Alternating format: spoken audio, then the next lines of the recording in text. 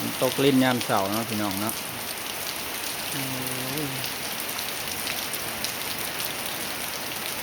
นอนอยู่เพื่อนมือนี้นะเป็นวานเขากำลังแตกขึ้นพี่น้องเลยกำลังเคี้ยวขึ้นมาหน่อยหนึ่งนี่ก็ตกแต่เสาเลยฝนก็ได้อยู่เพื่อนที่เก่าแล้วมือนี้บ่ได้ไปหาเห็ดหายังเราพี่น้องฝนตกลัดทางแล้วเปิดเบียร์เห็ดงานกะดูแลสุขภาพเด้อพี่น้องเด้อ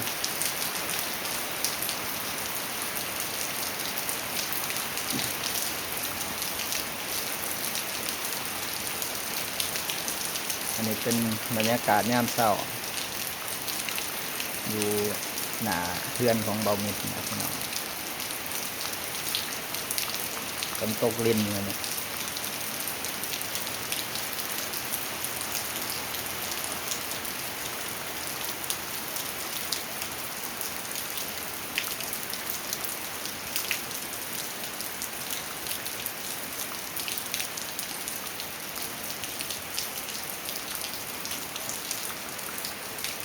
บรรยากาศดีแต่เช้าเลยมัน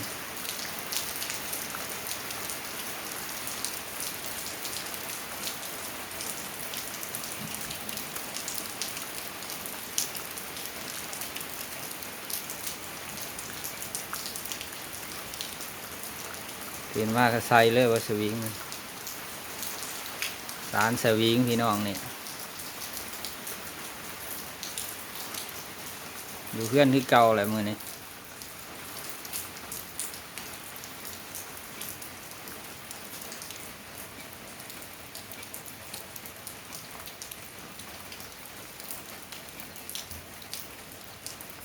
เศร้าไว้เถอะนะ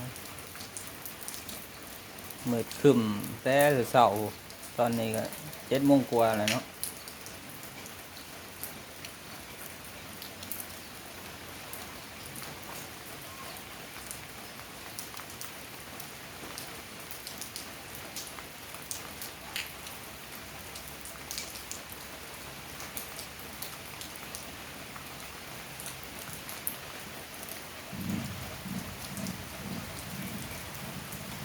ช่วงนี้ไปเบียร์เห็นงานก็สิลำบากในจังน้อยพี่น้องเพราะว่ามันเป็นหนาฝนเศร้ามากนี่ฝนก็สิตก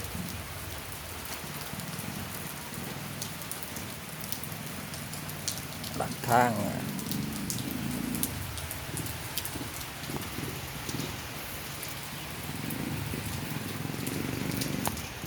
เฮ้ยพี่น้องเขาเป็นวานอัน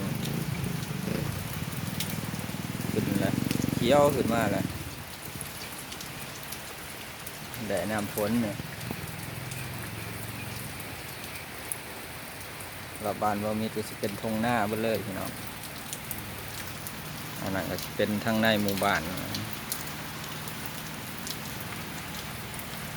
ฝนตกเสียงรถไถฉะนั้น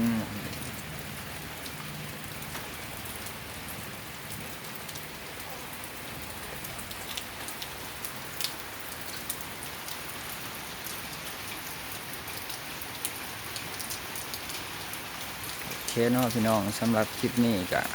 เอาไว้สำนี้เนาะพี่น้องเนาะถ้าใครมักก็อย่าลืมกดไลค์กดแชร์กดติดตามให้บ่มิดในเด้อพี่น้องเด้อเพื่อเป็นกำลังใจเฮ็ดคลิปต่อไปพี่น้องแล้วบ๊ายบาย